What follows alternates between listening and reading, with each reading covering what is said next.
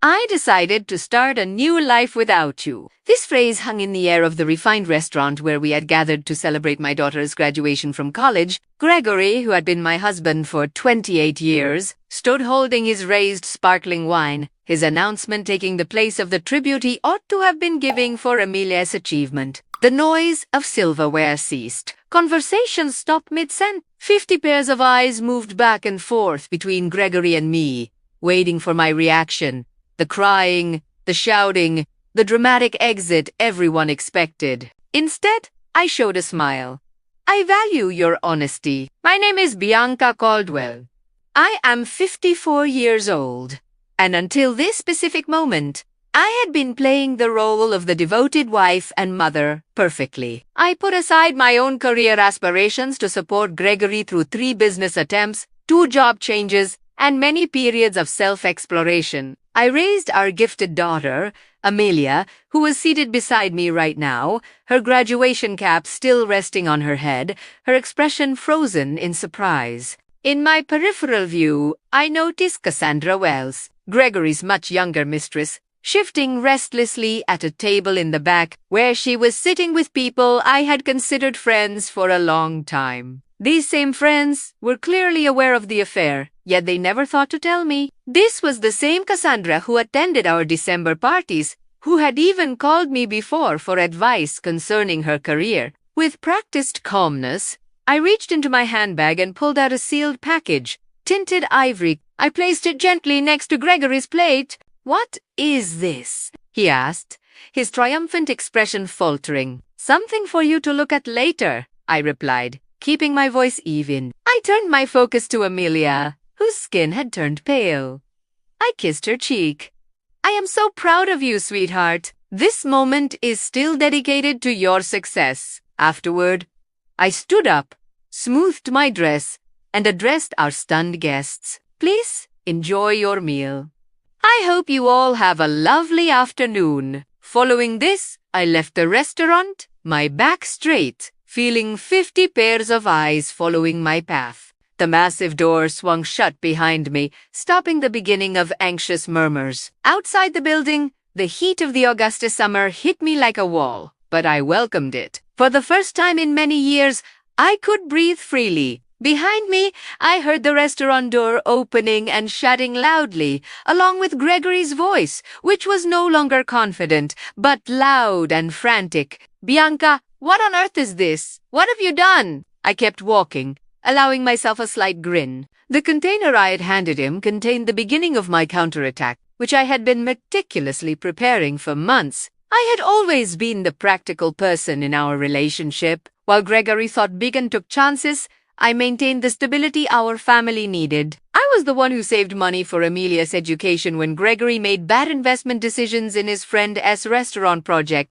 I was the one who worked extra hours as a financial controller at Reinvention Corp when his midlife crisis led him to quit his stable job to follow his passion, selling handcrafted furniture. A passion that lasted only about 6 months before he lost interest. My own ambition, starting a financial consulting firm for women, was constantly delayed after Amelia finished school. I promised myself. When Gregory finally found consistency 3 months earlier, I noticed anomalies in our joint bank accounts. Small transfers to an account I didn't recognize. Having spent 2 decades managing our family's finances, these irregularities looked like warning signs. I could have confronted Gregory immediately, but something held me back. Perhaps it was intuition, or perhaps it was the growing distance between us over the last year. Instead, I began investigating secretly. What I discovered was much worse than I had imagined. Gregory had been systematically moving funds into a separate account for over a year. Furthermore, he had been taking Cassandra to expensive restaurants, buying jewelry, and looking at beachfront property, all while telling me we needed to cut back on spending for our retirement. Then came the text messages I found when Gregory left his phone unlocked. Messages about their new life together. Messages about how he was finally getting out. Messages about their plans for the event after Amelia's graduation. The exact event he had chosen to make his major announcement about leaving our marriage. What Gregory had forgotten, or perhaps never fully grasped, was that I had been a financial professional for 30 years. I understood monetary systems. I knew how to trace assets, and, most importantly, I remembered the prenuptial agreement we had signed 28 years prior when I held more family assets than he did. The agreement he had insisted upon, ironically, to protect his future earnings, included a fidelity clause that would prove to be his undoing. While Gregory planned his exit with Cassandra, I was building my case. I consulted with lawyers. I documented every hidden transfer. I gathered evidence of their relationship. I prepared divorce papers. I organized everything perfectly, knowing Gregory would want to wait until after Amelia's graduation to avoid ruining her important day. What he did not foresee was that I would serve him the divorce papers the morning of the graduation before his scheduled announcement, yet the documents were still safely filed in court records, not yet accessible to him. What Gregory failed to realize was that I was always 3 steps ahead. I did not return to the restaurant. Instead of returning, I drove to our house, a large colonial-style home in the historic district of Augusta that we had purchased 15 years earlier. This was the residence Gregory had already promised to Cassandra, according to text messages he did not know I had seen. I parked my car in the driveway and calmly entered what had been our shared home for over a decade. Everything looked the same. The family photos on the shelves, the antique grandfather clock that belonged to my father, the old fabric sofa where Gregory and I had once imagined our future together.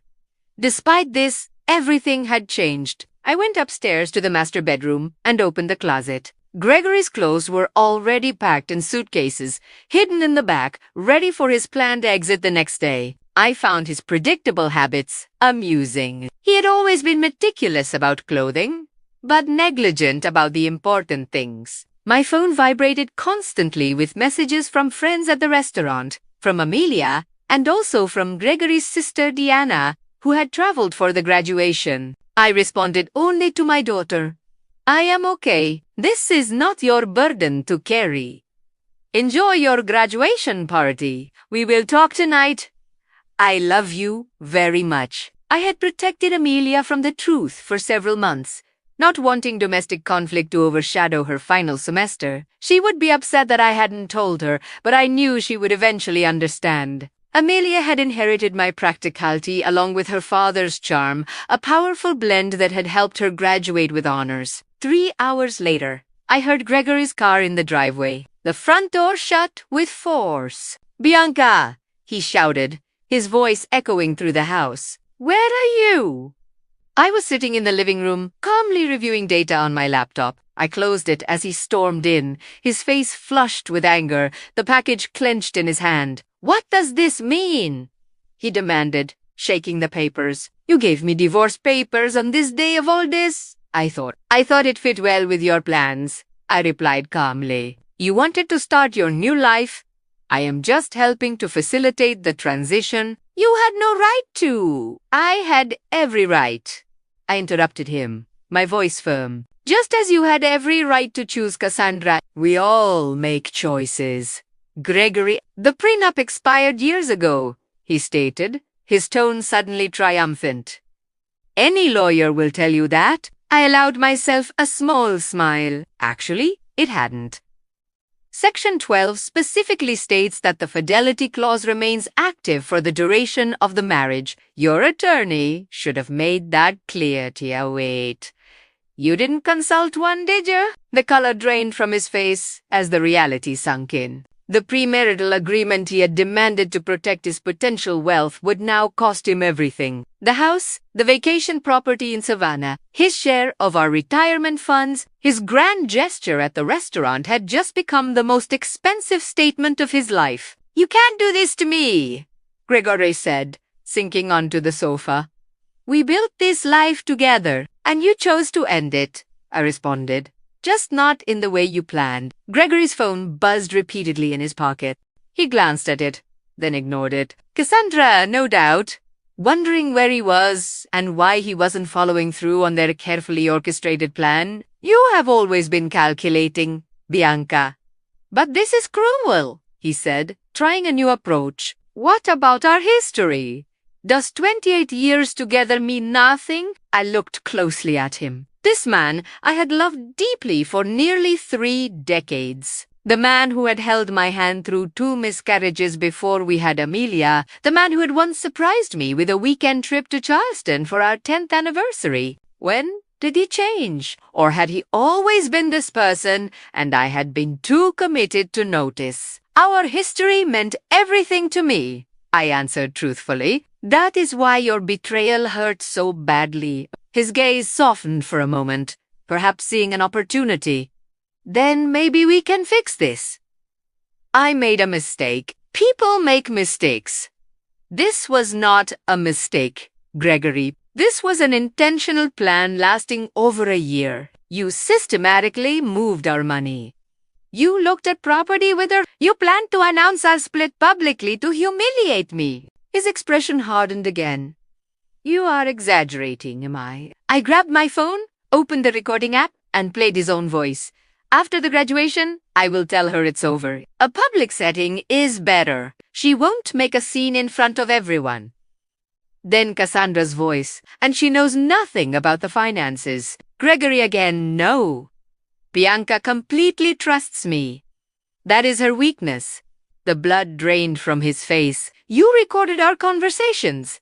That is illegal. Not in Georgia when one person consents, I replied. And not when it happens in your own home. I did not record your intimate moments with Cassandra. I am not heartless. Just the conversations about your plans to defraud me financially. Gregory stood up suddenly, agitated. I need to make some calls. Of course, I said. Your lawyer might be a good start. I will be staying at Diana's tonight. Diana's house? He said haltingly. My sister's house? I nodded yes. She is actually quite upset about your behavior. She was the one who first saw you and Cassandra together last December. She didn't tell me immediately. She confronted you first. You promised her it meant nothing, that you would end it. When she realized you hadn't, she came to me. This was yet another surprise he hadn't anticipated. Diana and I had always been close, but Gregory never imagined his own sister would take my side. Everyone is betraying me. He sighed softly. Ironic, isn't it? I picked up my handbag and a small overnight bag I had packed earlier. You have until tomorrow evening to remove your belongings from the house. After that time, the locks will be changed. As I walked toward the door, Gregory called after me, desperation in his voice. What about Amelia? Have you thought about how this affects her? I stopped, annoyance finally breaking through my calm facade. Don't you dare try using our daughter as leverage, Gregory. You certainly weren't thinking about her when you were planning your new beach life with Cassandra. His phone vibrated again. This time, he looked at it and winced. Problems? Primera, ask if. Cassandra is already at the apartment. She moved her things in. I couldn't stop myself from smiling. The apartment you put in both your names. The lease you signed last month. Gregory nodded yes, looking confused. You might want to check with the building management. That application was flagged for credit issues and never approved. The agent called our home number to verify information. I handled it myself. I left through the door, abandoning Gregory to face the first of many consequences. His perfectly planned new life was falling apart faster than he could comprehend. Diana lived in a charming, small home across town, near the college where she taught literature. When I arrived, she welcomed me with a fierce hug. I just heard from Amelia, she said, ushering me inside. Are you all right? I am better than I expected, I admitted, following her to the kitchen where a bottle of wine was already open. I never thought Gregory would make such a scene, Diana stated, pouring liquid into 2 glasses, in the restaurant, in front of everyone. He's lost his mind. It was meant to humiliate me, I explained, taking the glass. A public firing, so I couldn't fight back without looking unhinged. Diana's face darkened. My brother always had a flair for the dramatic, but this is beyond what I expected from him. We settled in her bright room, surrounded by potted plants and bookshelves. Diana had never married, choosing her independence and academic pursuits. Over the years, I had sometimes wished for her freedom. What did you put in that package that upset him so much? Ask it.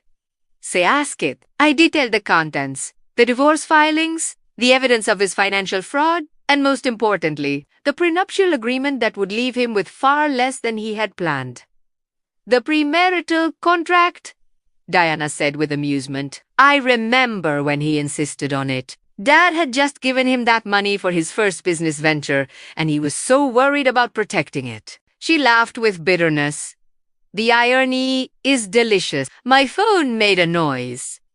Amelia took a deep breath before answering. Mom, she said immediately, her voice strained. I am coming over to Aunt Diana's house. Sweetheart, you don't have to. I am already driving, she interrupted. Dad is telling everyone you've gone crazy, that you've been planning this for months. He's saying awful things. Of course, he was. Gregory always reframed stories to cast himself as the victim. Let him talk, I said. The truth will come out soon enough. 20 minutes later, Amelia arrived, still in her graduation gown, but with her makeup smeared from crying. She collapsed into my arms like she used to as a child after a bad dream. Why didn't you tell me? She asked, her voice muffled against my chest. I didn't want to ruin your final semester, I explained. You worked so hard for this day. She pulled back, wiping tears from her eyes. Well, Dad managed to ruin it anyway. We moved to Diana's living room, where Amelia finally heard the full story. How I had discovered the affair, the financial misconduct, and the plans Gregory and Cassandra had made. I knew something was off with Dad, Amelia admitted. He's been different, distracted, always on his phone. But I never imagined. None of us want to see these things in people we love, Diana said softly. My phone buzzed with a text message from Philip Anderson, my attorney. The electronic filing had been accepted. The assets I had targeted were frozen, pending the divorce proceedings. Gregory now had limited access to money enough for living expenses, but not enough to follow through on the property purchases he had arranged with Cassandra. I showed the message to Diana and Amelia. Good, Amelia said firmly. He deserves it. My daughter's loyalty was comforting, yet I was cautious. He is still your father, I reminded her. Your relationship with him is separate from what is happening between us. Amelia shook her head. Maybe someday, but right now, I can't look at him. He hugged me this morning and told me how proud he was, all while planning to blow up our family hours later. The doorbell rang, interrupting our conversation. Diana went to answer it, returning moments later with a worried look. It's Gregory, she said. And he isn't alone. I braced myself as Diana led Gregory and Cassandra into the living room. Cassandra looked uneasy, shifting her weight from one foot to the other, her eyes darting around the space. She was 37, not quite a trophy wife, yet still 17 years younger than me. Wheat shoulder-length blonde hair, and the kind of confidence that comes from never facing real adversity. Gregory, on the other hand, looked furious. His earlier panic had turned into anger. Bianca, you need to stop this crazy nonsense, he demanded. Unfreeze the assets. We can talk this over like reasonable adults. Amelia stood up, positioning herself slightly in front of me. Maybe you should have tried being reasonable before announcing to everyone that you were leaving, Mom. Gregory's eyes widened, as if only just seeing our daughter. Amelia, this doesn't concern you. Doesn't concern me, she repeated incredulously. You blew up our family on my graduation day, and it doesn't concern me? Cassandra touched Gregory's arm. Greg, maybe we should go. He shook her off. No, I am not leaving until Bianca agrees to be sensible about this. Diana folded her arms. My sister-in-law seems to be the only rational person here. You are the one who created this mess, Gregory.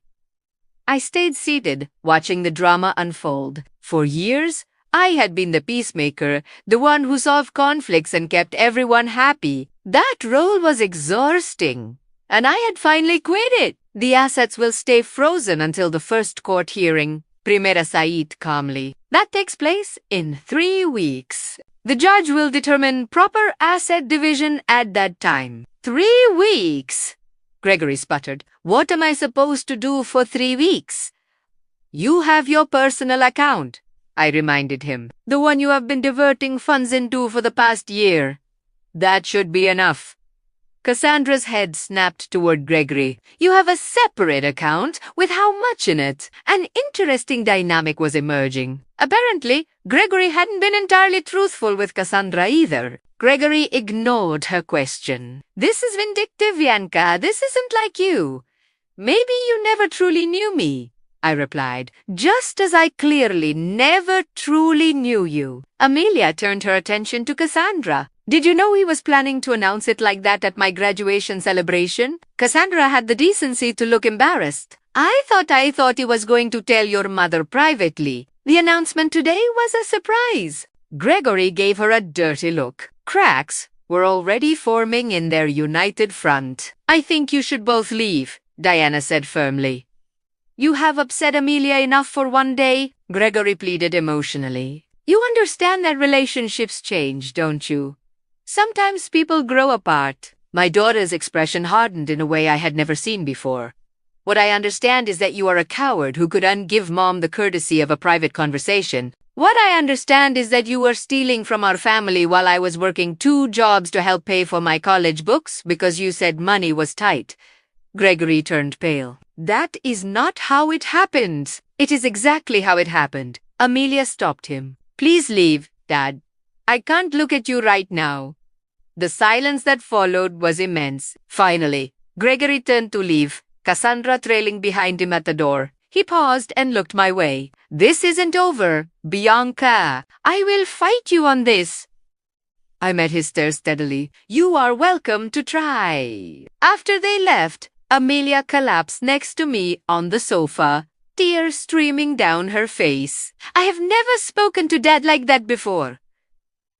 I put my arm around her shoulders. Sometimes standing up for what is right hurts. Diana brought us fresh glasses of wine. "To new beginnings," she said, raising her glass. In truth, I felt this ending was merely the start of something new. The first court date happened in a small courtroom on a rainy Tuesday morning. I arrived with my attorney, Philip, while Gregory showed up with a lawyer he had quickly hired, a young associate from a firm specializing in business law, not family issues. Gregory's poor choice of legal representation was another result of his rushed planning. The judge, an older woman with sharp eyes and no patience for drama, reviewed the prenuptial agreement closely. "This document appears to be in proper order," she stated, looking over her reading glasses at Gregory's lawyer. "Do you contest its validity?" The young lawyer cleared his throat. "Your Honor, we maintain the belief the contract has expired due to the length of time that has passed. Section 18 clearly states that the term is for the length of the marriage plus any legal proceedings. Stemming from its dissolution, the judge recited aloud, "There is no expiration date specified." Gregory leaned forward to speak urgently to his lawyer, who looked increasingly distressed. Furthermore, the judge continued, "The evidence of systematic fund transfers appears to violate the financial disclosure requirements in Section 23. She sorted through the papers, then looked up. "I am ruling to maintain the freeze on shared assets pending a full financial audit.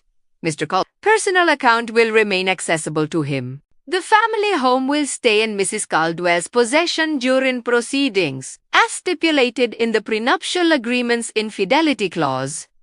Gregory's face turned dark red. "This is unfair," he muttered quietly enough for me to hear. The judge fixed him with a stern gaze. "Mr. Caldwell, I suggest you review the contract you signed more closely. This court will reconvene in 30 days for the final hearing after the investigation is completed." As we left the courtroom, Gregory caught up to me in the hallway. "Bianca, please, we need to talk about this reasonably.